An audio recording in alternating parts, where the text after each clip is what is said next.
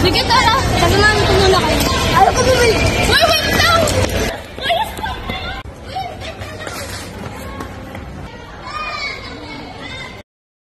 Ate, pabili nga po na isang Tommy at isang tubo. Ate! Ate!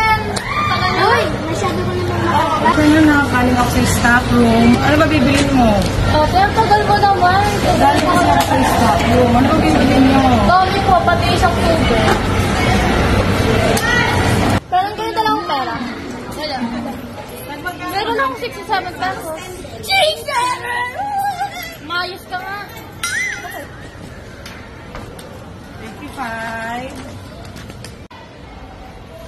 Tara, kumala tayo. Pwede na. Tara, dyan tayo sa may tabi, oh. Tara, punta natin sila dun, no? Sige. Ba't kayo nakitapon ng basura kung saan-saan? Ito naman yung sa lugar. Bakit? Bakit nyo ba kayo pinapakailaman? Uy, grabe naman kayo. Huwag magtapon kayo ng basura kahit saan-saan. Ay pwede nito makabala ng drainage system kung ito ay malapit sa bukas.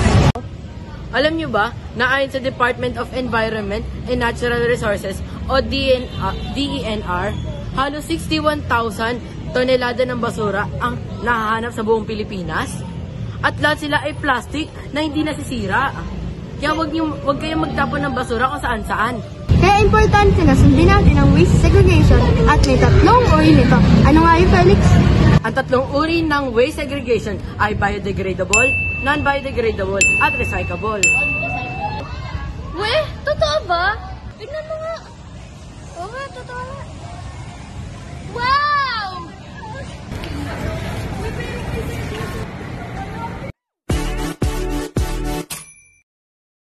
Hello everybody, I'm Meow. So today, we will gonna discuss what is three waste management.